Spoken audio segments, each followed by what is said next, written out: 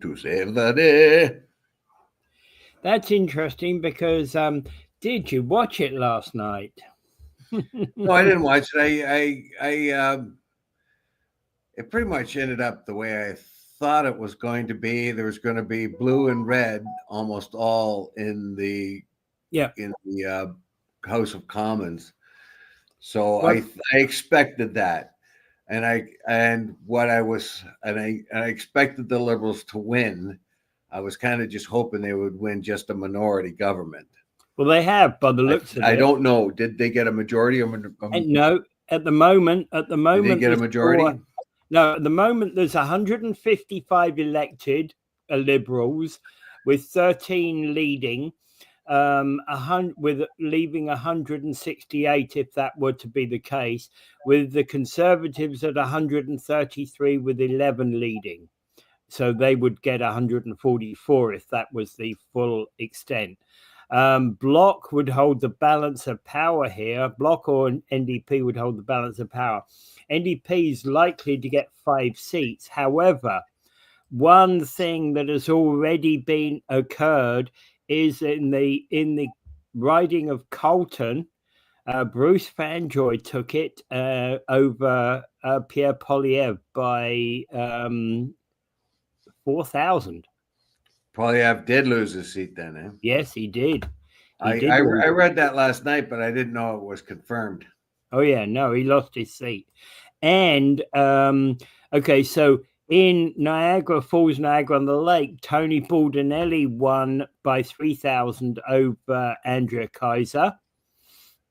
Yeah, that's Baldinelli held out here, and it shows that Niagara is different. We vote for the person, not so much for the party. Yeah. The other one about Niagara is Niagara South. Vance Badaway lost.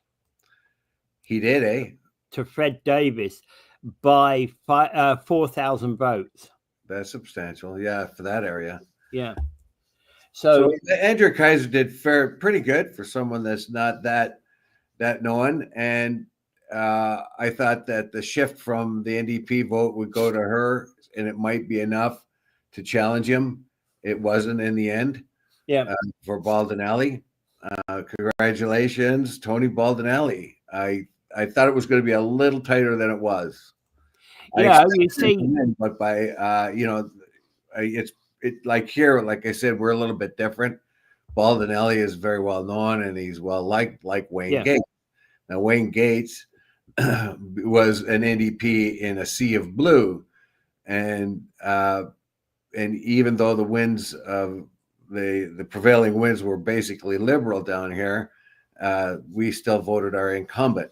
Well, the interesting thing is voted our incumbent.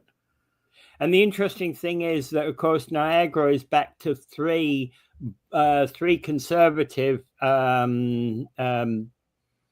three conservatives. Yeah. Yeah, it was a kind of counter to the trend of the rest of the nation. And the other thing to note is that Hamilton Stony Creek is not yet declared, although the Conservatives are in the lead by 2,000. Right? There's looks like the in Kitchener Centre, which Mike Morris from Green was in the lead of. He's about 500 votes down right now. Yes. And Kitchener South, Conservatives are leading over the incumbent Liberal by 5,000 votes, with only one polling station to declare. No, sorry, 1,000 votes. Okay. My question here is why in Niagara here we're going conservative? Why are we bucking the trends? Now, we can understand why Tony Baldinelli won here, just like we can understand Wayne Gates won. Yeah. It's because they're two very popular fellows, and we're very comfortable with them. So we voted for the man, not so much the party here. But we are in the rest of Niagara, how it did it, why did it, my question is, why did it sort of buck the trends of of most other places in Canada where they shifted Yeah, to yeah. the red. Yeah, and I think also, by the way, that Jagmeet Singh was being defeated. Jonathan Pedno has been defeated, and Jonathan Pedno being the leader of the Green Party, but May got elected, and she's the sole Green in Parliament. Yeah, remember she wanted to leave the Green Party and turn it over to others, and that really didn't work out. Did it? No. No, because what they did was they got a bunch of radical people in a place, and the party didn't really work very well. It lost its direction, so May had to come back, and she's the only one solid enough to get a seat. Yeah. And she got her seat out in BC, of course. Yes, in the land of the fruits and the nuts. Well, what hers is Saanich Gulf Islands in British Columbia, where she won over. Oh, she won over a Liberal David Beckham and Conservative Cathy Onsted. Well, Beckham better go back to playing soccer. I noticed that name as well. I don't think it's got anything to do with the football player. Yeah, it would be a radical shift in career move, wouldn't it? Well, plus also diametrically opposite from where he lives. He runs a football club in Miami. He runs Miami FC. Inter Miami FC is what he runs. And so it would be completely opposite side of the country, opposite side of the continent, wouldn't it? Yeah. Yeah, so well, unlikely to be him. Yeah. Yeah, so Jagmeet Singh, Wei Chung from the Liberals beat out James Yan from the Conservatives, and Jagmeet Singh came in third, a long way behind. Yes, Jagmeet Singh and the NDPs really, really blew it. Yeah. When they hitched their wagon to the Liberals, and then the big problem was once they unhitched their wagon and tried to, and we were talking about this last year, remember, in the springtime, we were saying, look, like Jagmeet, he's got to show some independence here. He's got all he's doing is being the jockey or the caddy to Trudeau. And when he finally did rip up that paper, he didn't really rip it up. It was like an act of nothing. It just didn't look good at all. So Jagmeet Singh did not appear to have any sort of independence at all. Now, if he had called an election, and I mentioned this yesterday too, I mentioned it a long time ago as well, or several weeks ago too, he could have been the leader of the opposition. He did not make his moves fast enough, and he didn't really even make them. And if he had called an election back when Trudeau was still in, his party would have been the opposition party. He would have had that sewn up completely. Yeah. But because there would have been those people who normally would have voted Liberal were so sick of Trudeau, they would have voted Conservative or NDP, and that would be the opposition. Yeah. He would have been the official opposition. As it is, his career is completely gone. He went from a potential of being the leader of the opposition to having to resign in humiliation. Yeah. And essentially where it's projected right now is Liberals at 168, therefore being four seats short of a majority. The NDP will have likely have 7 seats. So there's a potential partnership again between Liberal and NDP, although I think the rest of us will be cautious of that. However, Conservative plus Bloc plus Green cannot make a majority. They can't make a majority to vote against Liberals. Yeah. Well, they can make those three parties on their own without the NDP could actually stop the Liberals. Well, that's better. Yeah, that's what I thought. Yeah. So there is a potential there, and the Conservatives could work with the Bloc in certain areas. But right now, what we need is like the Conservatives are going to have to like they had their best performance ever in a very, very long time, and yet their leader got bounced off out of a seat. I say that that's not unprecedented, because that happened to William Lyon Mackenzie King when he was prime minister. He found that he won an election, but he lost in his own seat. Yeah.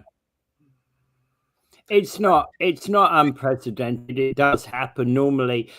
Had the Conservatives won the election, somebody would have made way for him. Yes.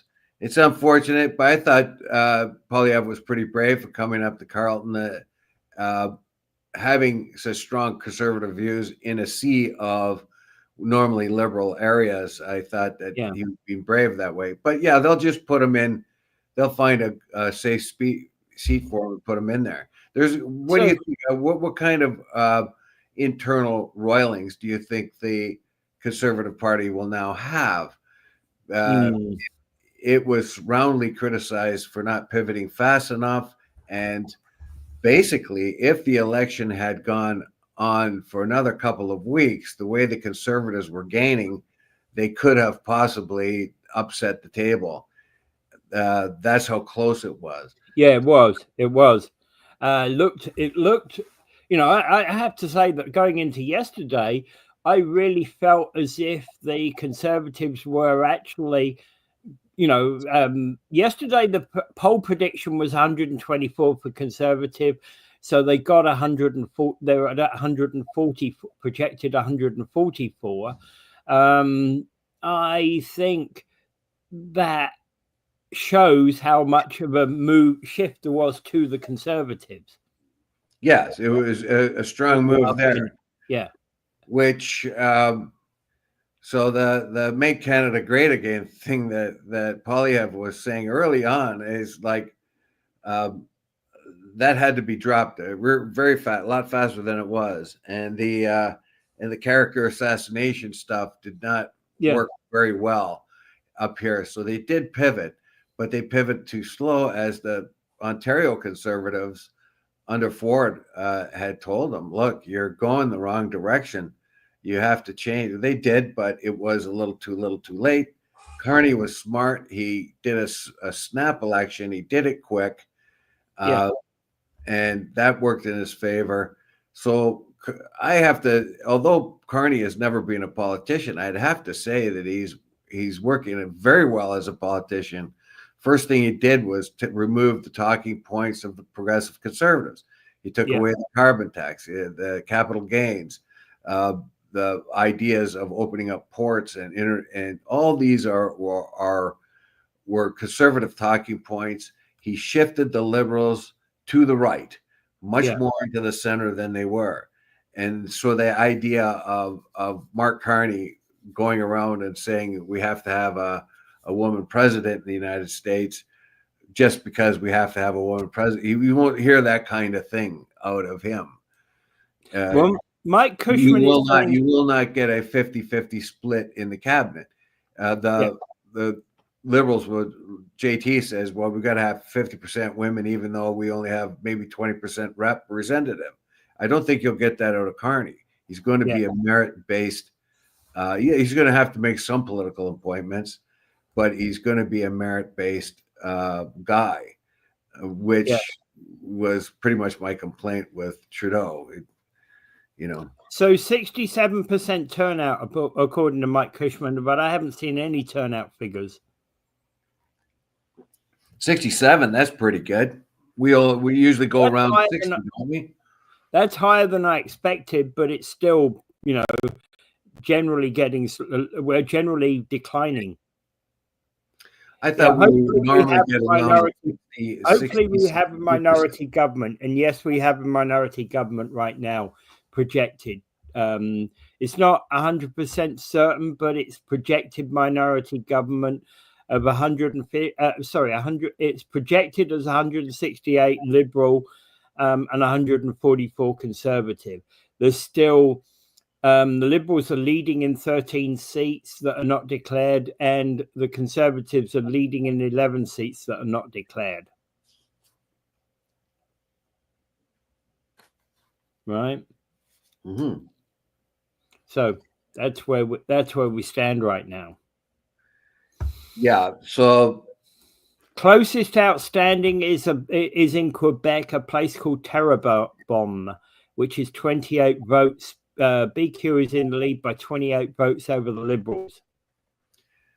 So the way things turned out is nobody's surprise.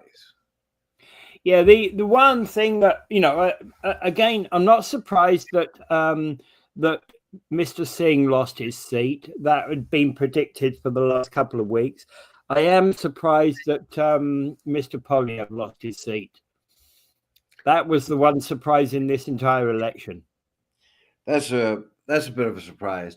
It'd be very interesting to me how the Conservative Party is going to react here.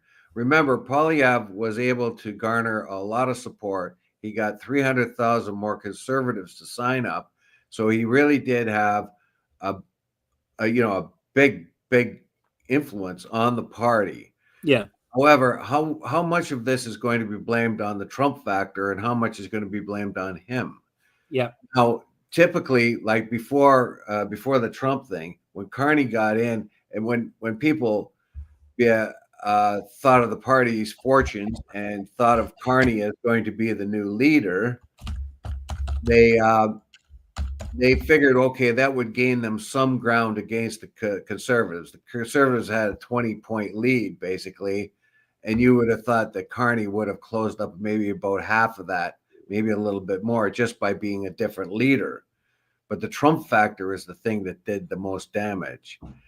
And I think that was basically because when people look at, and I listened to interviews the other day when after they came out of the polls, people voted strategically, a lot of them, because they felt that Polyev was a good politician, but he's been nothing but a politician his whole life, which is good, because he really understands politics. But Carney had the resume. Yeah. Bank of England governor, Bank of Canada governor, successful business person, works with the UN. He knows all the guys. He knows all the heavyweights there are. He knows all the bankers, all the investment people, that kind of thing. And he has been in it. He's got feet on the ground in those areas. So when the average person looks at that, they don't have the wherewithal to dig into how well Carney did as the governor of Canada. Did have the wherewithal to dig in to how well he did as all these other things. All they see is a very successful businessman and banker. I'm going to disagree with Mike here. Pierre Poilievre will not be missed, Mike says. I think he will, by certain people. I'll miss him because I liked his cracks in the parliament, but he was a little bit too character assassinations. Like, I think he built a very strong party, and he got some excellent results. If you take Trump out of the equation, he probably would have been the minority leader now, not Carney. I think the biggest difference to the Canadian people was the resume that Carney brings to the table. Yeah. And that when people think of an existential threat to our country, we want the guy with the biggest education, if you will, coming on the other side of the table with Donald J. Lunatic there. Yeah. Okay, so where were we? Okay, so the one question we had. Okay. Well, I also remember, Harper could not deny the fact that he offered the finance ministry to Carney when he was in. Now, Harper went around saying Polyev was way better than Carney, and he really didn't do as much as everybody thinks he did. But the fact is, he did offer him the post of finance minister, so that kind of doesn't rub the right way. Yeah. Well, yeah, and essentially he would have been offered that almost twice, wouldn't he? Once back in by Harper, and once later on therefore by Trudeau. Yeah, the idea that he was actually running the finance of the country is wrong. They had to go to him last year, if you remember. They went to Carney and met with him, and he pretty much told them everything they were doing wrong. Yeah. So if he was actually running things from behind the scenes, like they made out, then why would he be telling them how many things they did wrong? So, and it was at that point that he was offered the job, and of course that set the whole thing off, because Freeland got angry and she pulled the pin, and bye Trudeau. Yeah. In fact, I hardly even thought of Trudeau the whole time this thing was going on, because Trudeau was the most maligned of all politicians coming into the election, and yet he was completely supplanted by Trump, and Trump took his place as the most maligned politician, basically. Which didn't help Polyev at all. I don't know. think. It didn't. And sadly, too many of his talking points, I think his campaign managers saw how successful Trump did down in the U.S. and tried to adopt some of those strategies. It just didn't work up here. And not surprising, because whilst we have a number of conservatives that actually are very much like pro the US style of government, I think we also have a lot of people here who don't like that style of government. No, there's a point where you can take it or not take it. And I'd like to know what happened to Melissa Lampman. I thought she was a rising star among the conservatives, but I never saw her in any kind of prominence anywhere, which makes me wonder what happened to her. Because I viewed her, I mean, the very brief times I've heard her or seen her talk or exchange opinions on TV, I thought, well, this young lady is going to be a rising star. And she usually sat beside Polyev, but I didn't see her out there much. Mm-hmm. Yeah, I don't know. Okay, interesting question. Don't know the answer to. Was she standing? Did she stand at the election? I'm not so sure. I never heard anything about her. And I thought that was kind of peculiar, since she was such a strong voice. Yeah. The few times I did see her, and I noticed she would quite often be sitting close to or right beside Polyev, which is a message that she would be a rising star. I just wondered what happened to her, and although I don't know a whole lot about her, anytime I do see her or read her opinions or any of that kind of thing, I kind of thought, well, yeah, this lady is bound for good things, and because she's a reasonable voice.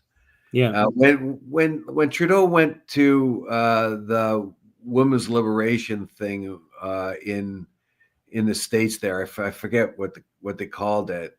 When Trudeau went there, he said that it was wrong that the U.S. did not vote in a female president, because it was time for a female president, and it was the wrong thing for the U.S. to do not to vote for her. Melissa Lampman came right back when she had her time to speak and say, that's not it at all. We don't want appointments. We don't want that. We want to get there by merit. And women are at that point where they can gain all positions by merit, and they don't have to be appointed or well, yeah, exactly, and I can affirmative action kind of thing. Yeah, and I can point to many many instances in industry where women have got leading roles and and have won those by merit. Pretty much, Melissa Matthews pretty much said that we don't need affirmative action anymore. Yeah, we've proven ourselves. We can get there on our own merit. We don't have to be there just because it's time for a woman to be there, which was essentially what Trudeau was saying. That the U.S. is like misogynist because they didn't vote a woman in. And Melissa Latman came back. It was they didn't want that person, Kamala Harris, not the fact that she was a woman or a man, which was different. So anyway, it'd be interesting to see if Melissa Latman comes back up, because I thought she would be a rising star among conservatives. We'll see who pops up in the Conservative Party going forward. Yeah, I congratulate Pierre Poilievre for all the work he's done up until now. He really has pointed out the failings in Canada's migration, the failings of the carbon tax, and the failings of things like the capital gains tax, and our bewildering imposition of the government and regulations of the government on things like mining and pipelines and other things that can bring jobs to Canadians. So his party has brought that back all up, and Carney stole it all, of course, but that's politics. That's politics for you. Yeah. Okay. So there's a few areas still to be declared. Still to be declared. I think there's about total of about 25 seats. About 27 seats that are still to be declared. So I'm guessing we'll get those during the course of the day. Cushman says that Alberta will not be happy because they didn't get a Conservative government. I guess there's basically I think there's 3 Liberals and 1 NDP in Alberta. 3 Liberals. I think that's 2 more than there was before. Yeah, I think so. Yeah. There's basically, there's 1 actually where the Liberals are leading. It'd be interesting to see how much the popular votes shifted to the left there. Now, Carney went there, and I told you, like, he likes to steal the conservative talking points. He's moved the party to the center. He's moved it to the right, basically, from farther right to a more centrist party. And he went to Alberta, and he says, we're going to make Alberta energy superpower in the world. I think even though the tendencies there to vote conservative, I think that perked a few ears.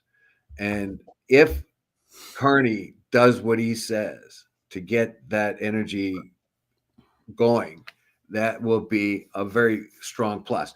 For me, as an Ontarian, I've always felt Alberta is being treated badly by the federal government, particularly the Liberals. I think they were unrealistic and imposing and holding back development and all that. And you have areas of the country with Indigenous people, which we normally think are holding back development because of environmental reasons. That's not so. A lot of the Indigenous communities want development. They want development. They want their young people to learn how to be miners and accountants for that mine, and welders on that pipeline. They want that development. They want their young people to sort of get out of that funk of like not having to do anything, and drugs and alcohol, which is much more pervasive among the Indigenous people than it is among others.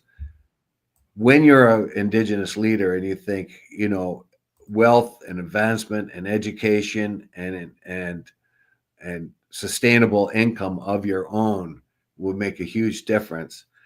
So I think those things have changed. The things that were holding up the Liberal government on just about everything is because they thought they were dependent on environmental green type of vote. That's pretty much being washed out because of the threats of Trump. Sadly, environmental considerations are on the back burner, and we'll see how well we can develop moving forward with still having reasonable environmental considerations. And basically, the movement is to use our resources now, particularly oil and gas, so that we can get those profits and move away from dependency on oil and gas. But we need the money to invest. And where are you going to get that money? By selling your resources. And the main one, of course, is oil. Yeah. Yeah, and we need the oil here. That's for sure. Yeah. So okay. Then let's broach that question, that all encompassing question. Obviously, Mr. Polyev is no longer around. He will, as an MP, he's still the Conservative leader. He's clearly going to step down. That is the Conservative way. Well, you can. I think his much of his party is going to understand that it wasn't his fault. It was Trump's fault, if you like to say, you know what I mean? This was the most unusual situation ever. Even if Carney had become the leader, if you take the Trump factor out, like I said before, Polyev would still have become the prime minister, probably a minority government, because they were so far ahead and they were so disgusted with the liberals. Along comes an existential threat, and everybody forgets. So, okay, so the drama teacher, the drama guy leaves. A much more businessman-like guy steps into the leadership role, and so I would think that would take up some of the polling numbers, but I don't think it would have been enough without Trump. And I think his Conservative Party is going to forgive Polyev for losing because of these extraneous factor, and that is in the existential threat. Okay, but clearly they're into looking for a new leader. I'm not so sure they would, because he has been a very good leader, and now he knows more than anything. Laurie Parliament says Election Canada says just over 19 million votes. Yeah. So that's not too bad. I think I would like to see a vote around 3/4, but I'm not so sure that's I don't know. It's not attainable anymore. Yeah. I don't know why. I don't know why everybody didn't vote during this election, because they had strong views. The Conservatives had strong views about affordability and botched immigration, and they were very strong views. And on the other hand, the Liberals were pointing out the existential threat to Canada, and so people had strong views, and those who did came out and voted. Just wondering where the rest of them were. Okay. What do you think of my earlier suggestion that if Polyev loses, that it's likely that Doug Ford will throw his hat in the ring? Too early. Way too early. It's way too early. I know. Yeah. I'm just seeing the future over the next maybe 3 months' time. He will. I don't know. I don't think Pierre Polyev has any intention of stepping down from the leader. And no, I don't. Okay.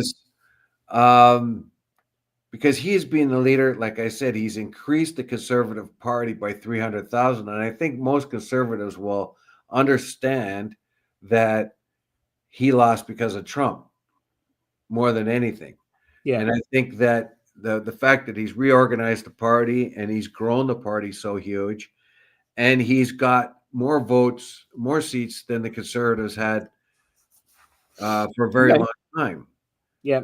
All right. And I noticed one thing.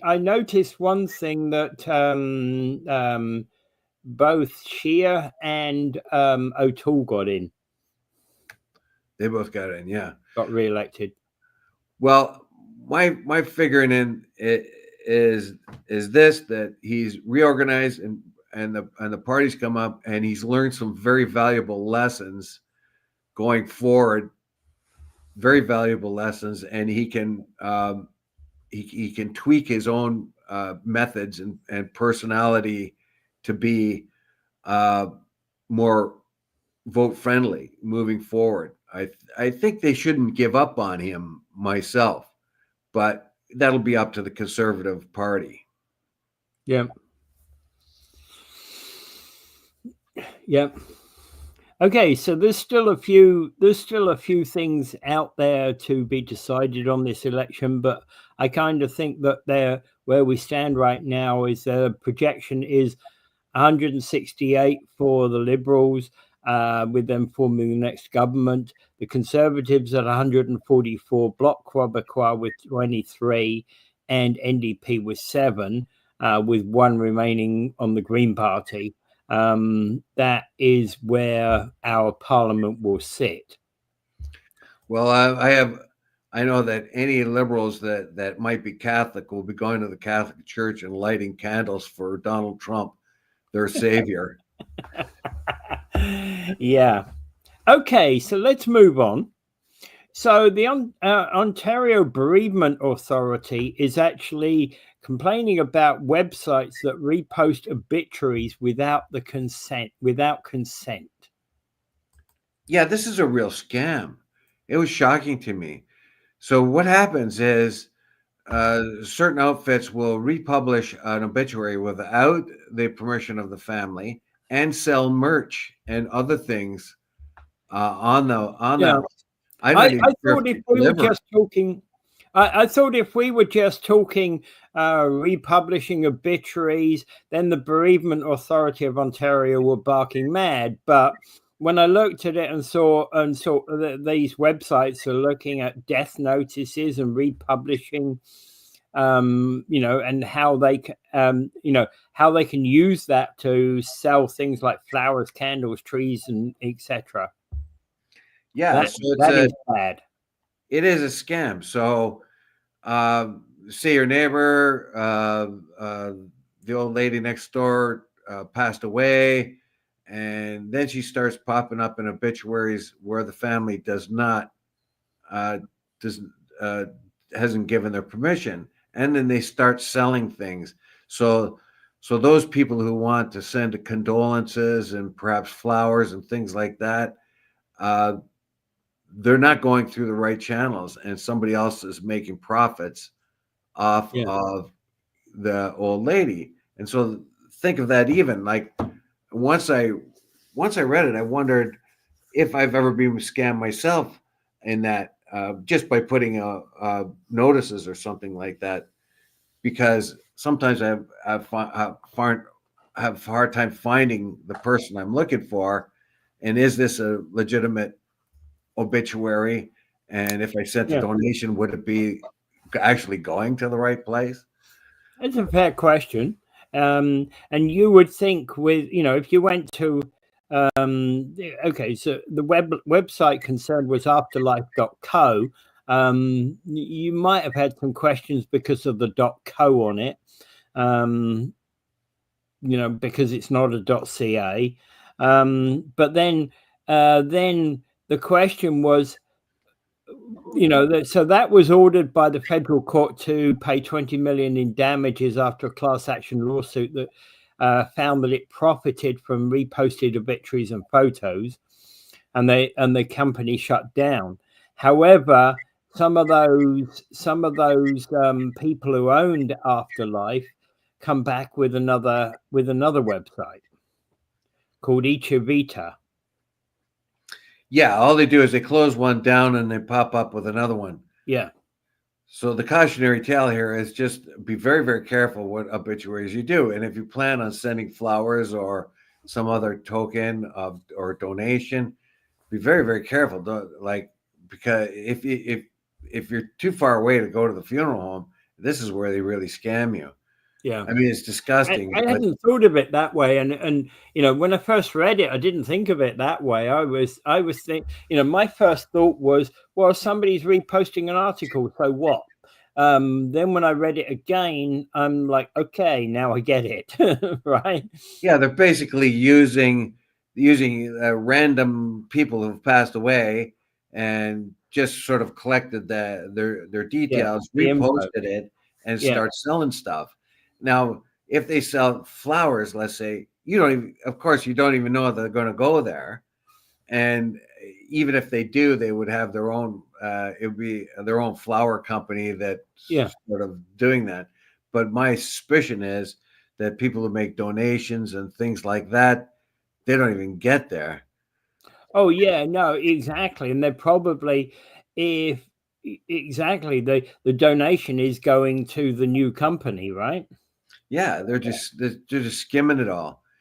Yeah. And they may have arrangements with different flower companies. They may have different arrangements with different flower companies, let's say, different florists, and say, look, give me X amount of money and I'll make sure you put you top of the in my obituary thing here. The florist may not even know that it's a scam. Somebody comes and say, look, I know. Advertise your stuff and that kind of thing, Oh yeah, probably there are many innocent vendors that don't know it's a scam. Yeah. I don't know the extent of it, but obviously it's a money-making thing. Otherwise, why scam anyone if you're not going to make a point off of it? It's just it's a clever it's a clever way to, and when people are in the state of bereavement, they're not the sharpest. Their awareness is not to look for kind of things like that, is blunted because they're overwhelmed by sorrow, and that's the kind of thing I think they can also take advantage of, because people aren't as savvy as they normally would be if there was no emotions involved. Yeah. All right. Okay. So that was about people, websites reposting obituaries without consent. The next issue that we have concern about is cigarette. Smokers. I'd say, you got to clean up after yourself. Like the dog poop stuff. If you don't toss that cigarette, but you got to stub it out and put it in your pocket. Well, this is actually, it's a Rothman Cigarette Company that is motivating basically the cigarette butt waterfront cleanups. There are millions and millions of cigarette butts out there that are harmful to everyone, but the fact is that they get everywhere, and the cigarette butts have all kinds of things in them that are they're toxic. Yeah, they're toxic and they get in land. What's happening here is there is this push to clean up as much cigarette butts as possible, and it's actually Rothmans that are behind this, which is that's a good thing. Rothmans, Benson, Rothmans and Benson and Hedges, which is one of the world's largest cigarette manufacturers. But and good for them. Good for them that they're behind the cleanup. Realistically, I think the thing is that I remember, there were more smokers when I was a kid, but there's more cigarette butts lying around as I've gotten older. Yeah, so they're you'll find them in smoking sections all around. You have the Blitz is being held. So the thing is called Unsmoke Canada, is an initiative of Canadian tobacco maker Rothmans, Benson and Hedges. And so cigarette butts among the 5 most common items picked up during a greener future cleanups. These are greener future cleanups. Not only are they unsightly, they contain substances such as arsenic, plastics, arsenic, and other things harmful to the environment and wildlife. So I don't know. I think probably cigarette butts will go down in the future because most people would be vaping. I think that's sort of taking over. That has its own problems health wise, but at least environmental wise, it's a bit better. So Yeah. the volunteers will be at the hospital from 1 to 2:30 p.m. helping unsmoke and achieve its goal of collecting 1 million cigarette butts across Canada in April. There you go. They better get going if they haven't started because there's only a couple of days left. Well, I'm imagining this is just the latest trip on a campaign that they've been going through, because it's the whole of Canada, not just here. Yes. Yeah. The next thing is that Niagara VQA wines are experiencing unprecedented sales. Yes, that's a happy result of otherwise unhappy. The silver lining behind the tariffs. Yeah. Well, the tariffs of the sort of the unjustified tariffs that were put on Canada has ignited anger, and so that removed American wines and liquors and stuff off the shelves. And what were they replaced with? Basically VQA wines. So now we have an upsurge in people drinking VQA. Now the spokesperson here in the article has said they never really did. They a lot of people in Ontario don't even drink Ontario wines because they still have the long memory, particularly the older people, long memory of the wine industry back in the 70s, where the wine was pretty terrible back in those days. That was back in the time of Baby Duck and silly wines like that. Yeah. And so what they've done is basically they've improved. Yeah, the industry isn't that industry anymore. It's changed dramatically, and and I'm not surprised because there are many very good quality Ontario wines out there. We've won excellent. We've won international awards. Yes.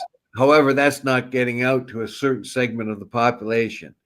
And now that they are kind of forced to be drinking or forced to try Ontario wines, they're liking them. And that's what they hope when all this trade stuff's over with.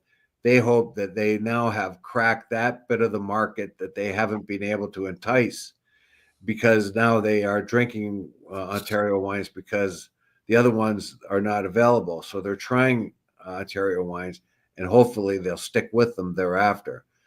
Yeah. So that was the point that a lot of Ontario consumers of wine had yet to consider Ontario wines, and that stems from a legacy that went back to 1970. So claims the person in the article.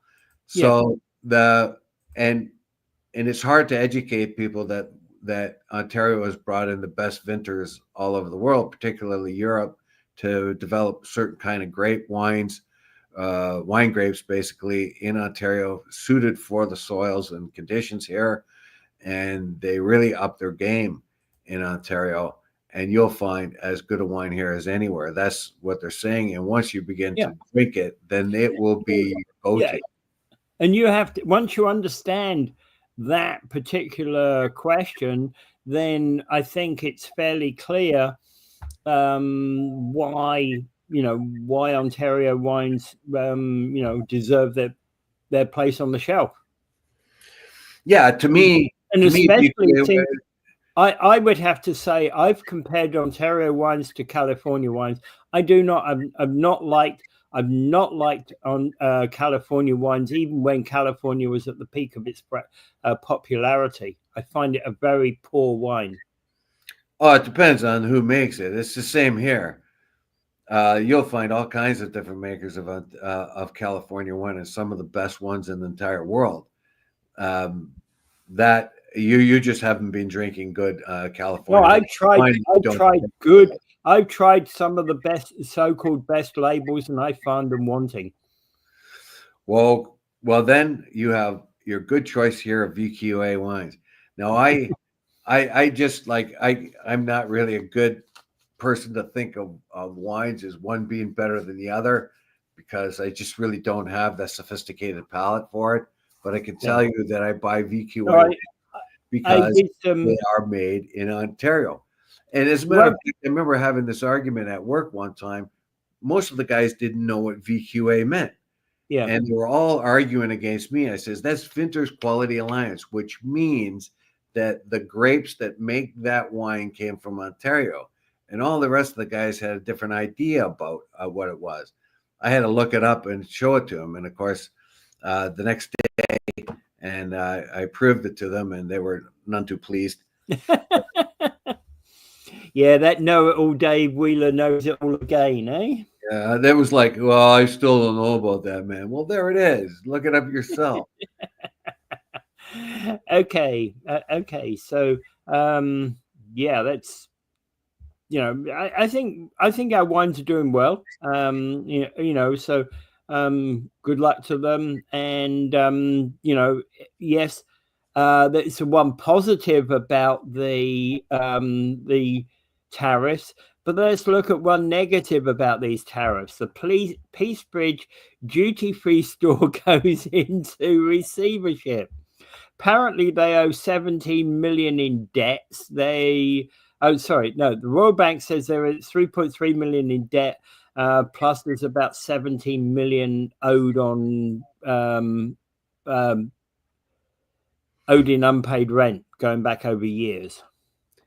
Yeah. So this is something that's been going on, and when you first read it, you think, okay, it's the tariff thing, it's the lack of people going back and forth. That was the cause. But it looks like it's had a problem for a long time. Yeah. Although the store is still functioning, it is way back in arrears. And we can't, maybe the lack of traffic going back and forth across the border at this particular time was the nail, that the final nail on the coffin for the place. It had lots of problems ahead of time. So you really can't blame the tariff thing on this. But to be quite honest, I'm more likely, I'm less likely to stop off at the duty-free store and grab something on the way back than I am to be buying something in the US and bringing that back with me. Well, they're talking about US citizens coming back from Canada. Yeah. So that would be, and there are a lot of them. Yeah. That would be a very good place for people going back to the States to buy duty free. And we have lots of tourists, of course. The Peacebridge is one of the main ways of getting here. Yeah, of course. So the very idea that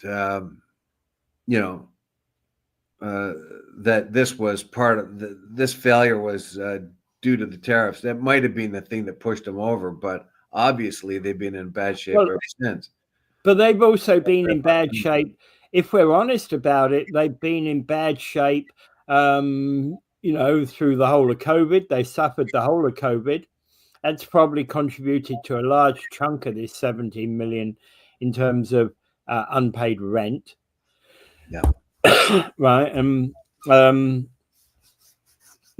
the end of the day, that's a big reason why it's in that position right now. Yeah, double whammy, COVID, and now tariffs. Yeah. But like I said, it's I didn't even know why the article was there, just for information maybe.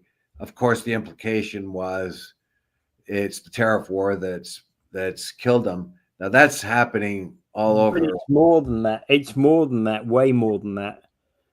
That's happening all over. Yeah, but that's happening all over the place. We highlighted, I think, an article where somebody in Washington, state of Washington, their duty free was really severely impacted.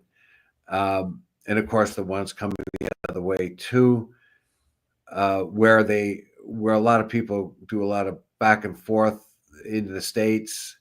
I could go over for I have friends there, right? So I go there for a couple of days, come back, that Well, kind of thing. I And knew I knew a gentleman who used to frequently go across the river, and every time he went across there, he'd bring back a crate of beer.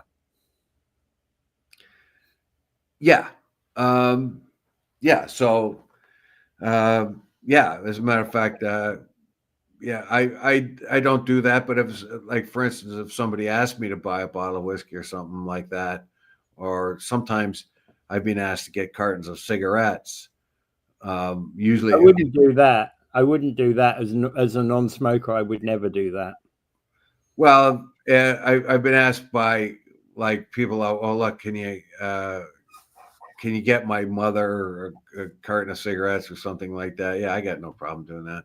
But I don't get that request very often.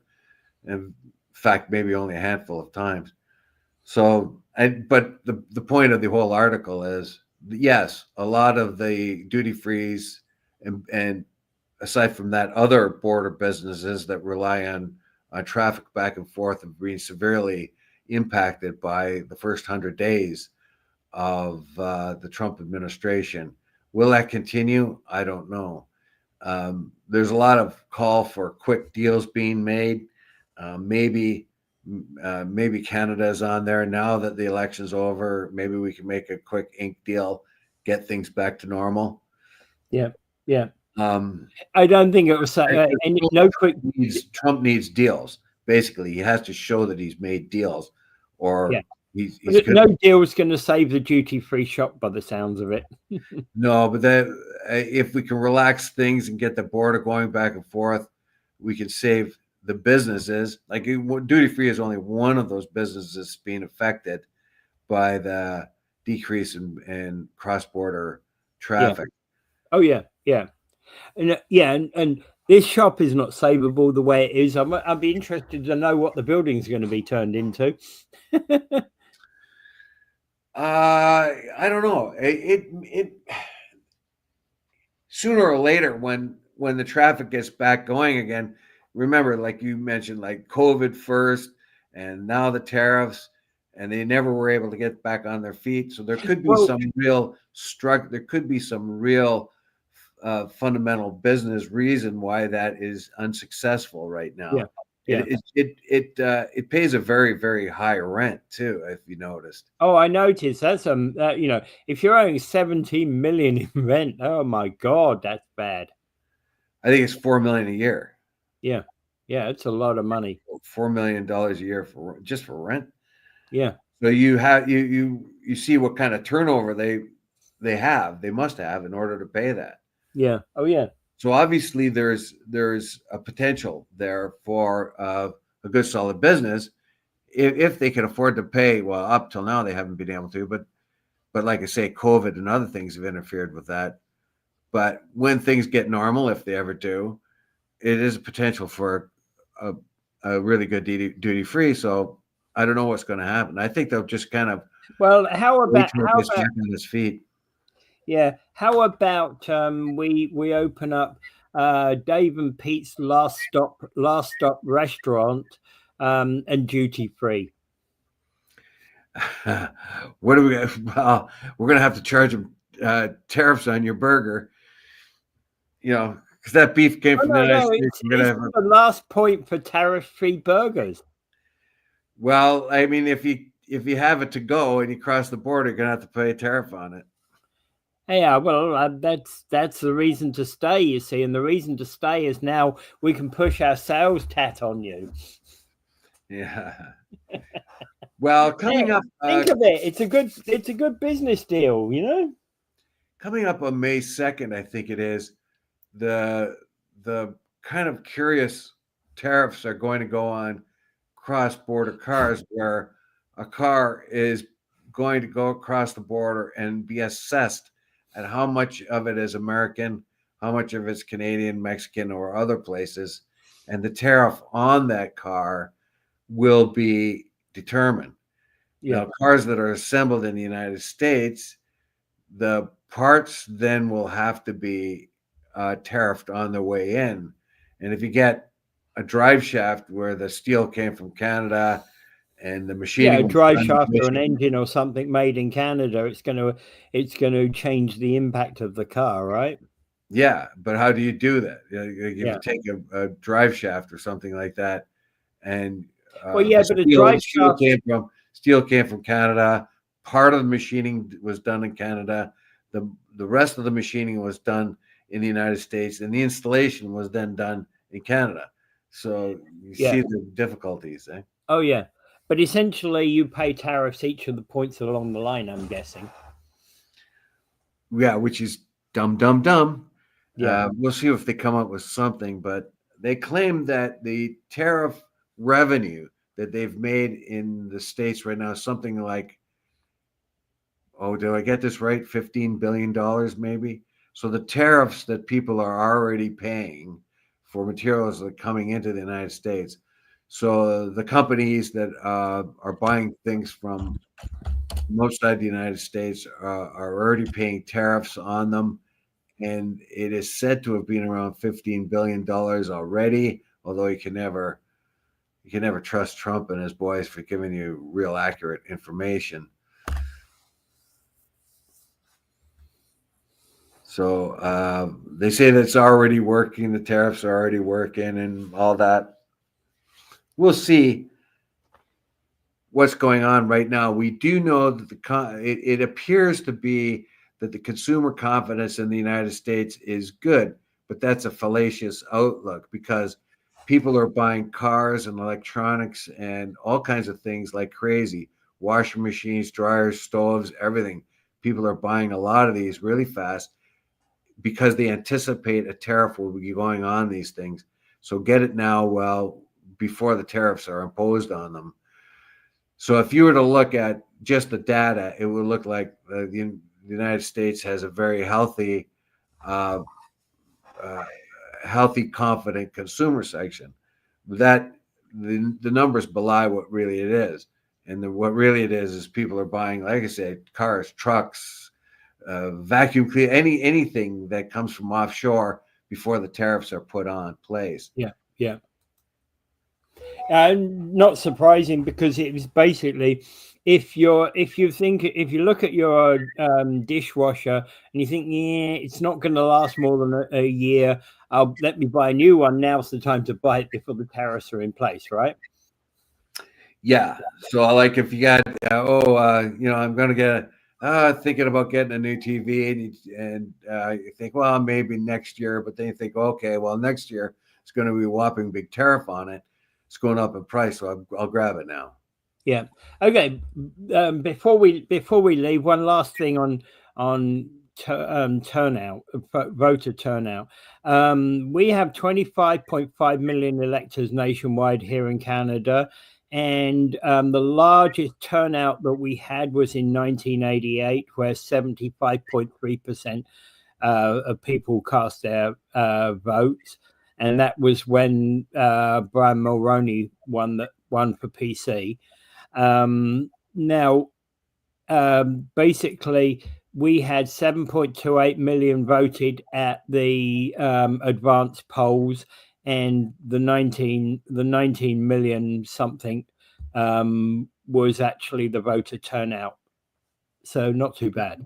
19 million altogether? Yeah.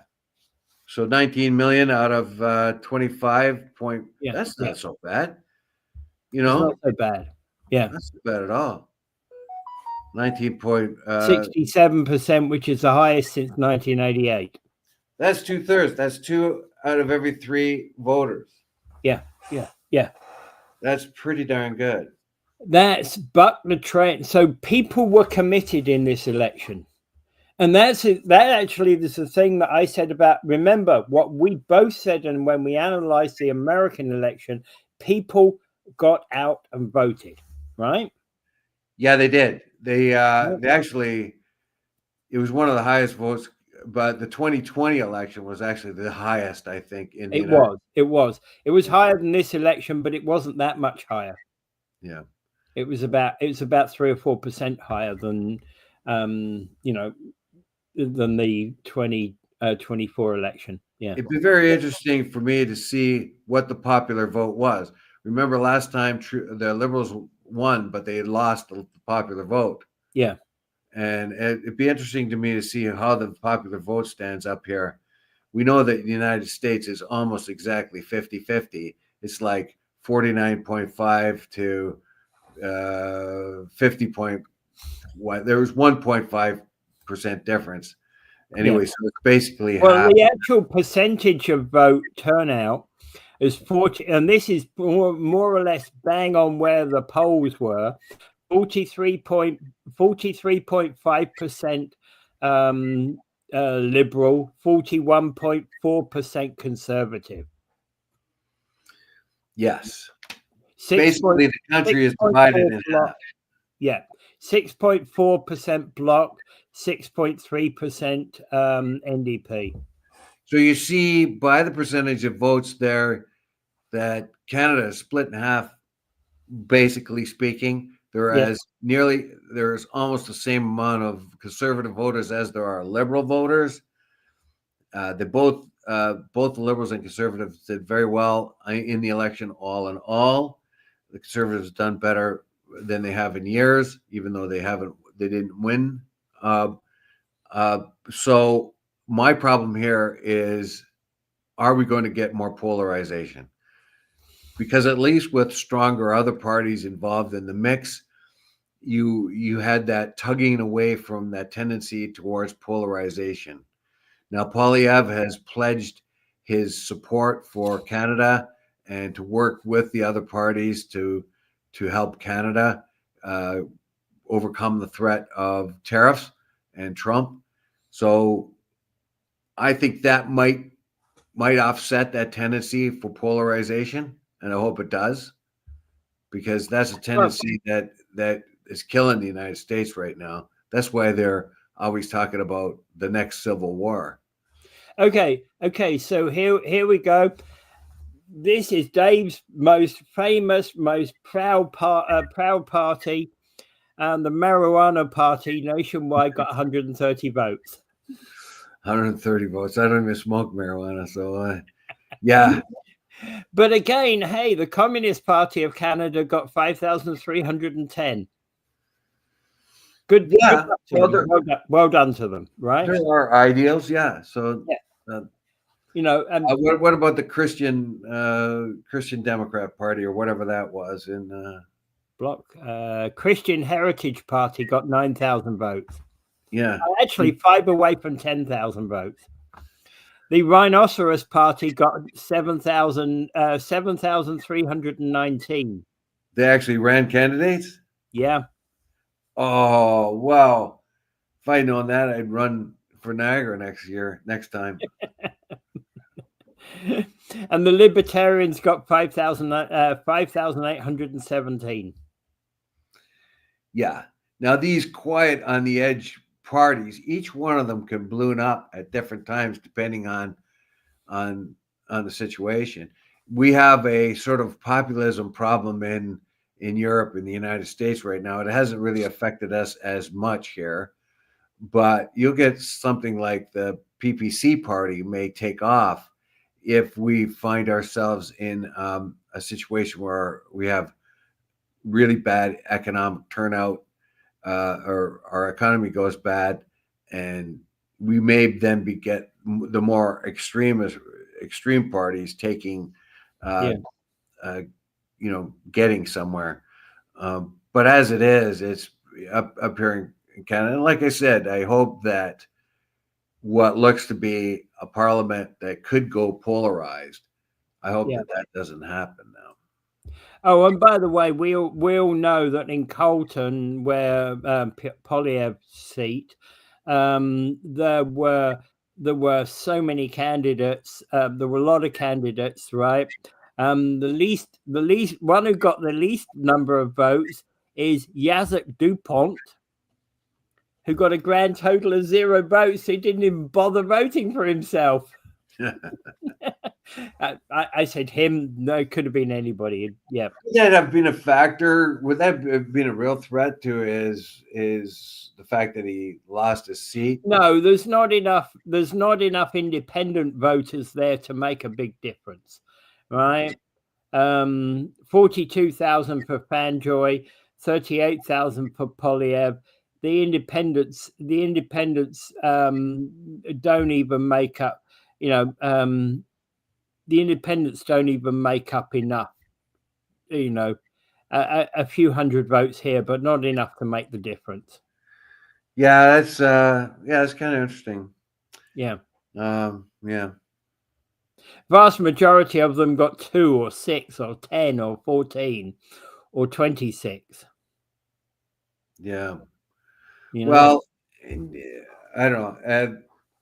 The person who got 26 votes in Carlton clearly took his friends out for a beer the night before. Yeah. And they say it could have been hers. Well, being the leader of the marijuana party, ostensibly, I had a hard time with my supporters because they smoke up and forget where they were going. Yeah, it's always bad. It's always a bad problem. What are we supposed to be doing? Oh, we're supposed to be voting. What do we do? That kind of thing. Yeah. All right. So I think we can call it quits at that point. Okay. So we got three last comments. Nancy, I hope you have a great day. Did the elections go the way you wanted them to? We've been talking about that. It's been on the news all morning. Going to be hot and muggy day here in Cleveland. After 2026, there will be a Canadian $2,000 fine for buying electric. For not buying electric. What's that again? There's going to be she's talking about cars. 26. That seems too early. No. That's not quite right. That's not quite right. We talked about that a day or two ago about the fine, the penalties that some provinces are going to put on. And I don't think it happens in 2026. I think it's going to happen quite a bit later. And we did. I think that's way too early. That we did point out that the feds were not going to do that.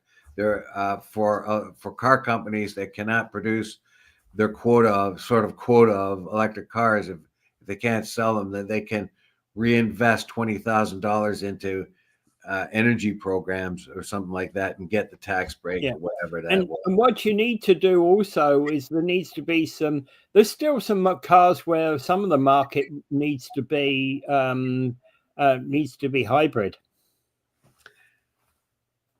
Yeah, that's a big deal. Now we've put a lot of our eggs into a basket called EV, and there are these stimulations. There's also kind of punishments that are there, but mostly it's the provinces. Like for instance, Quebec, if you could get a $20,000 sort of surcharge on a truck if it's not electric, and that's I think in the 2030s or something coming up. But I don't think it's 2026, Karen. I don't think it's 26. I think it's I think it's about 2035, isn't it?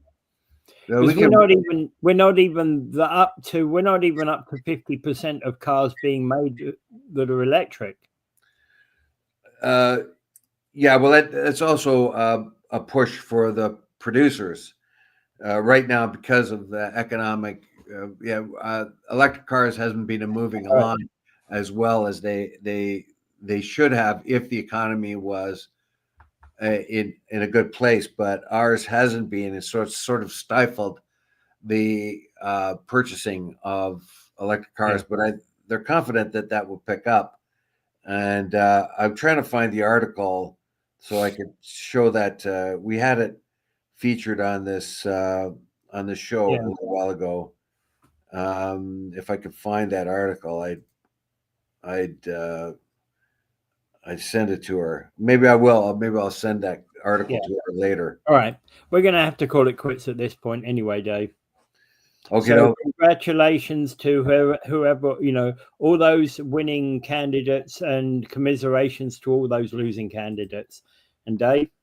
Yes, and thank you very much for everybody who stepped forward, no matter what party you're from. And remember Gaza. I'll say that every time because there's a disaster going on there. As we read yesterday about a Jewish voter and their complaints about what's going on there. Anyway, there's a disaster going on in Gaza. I just don't want it to be forgotten. And pray for peace. And without further ado, I bid you adieu.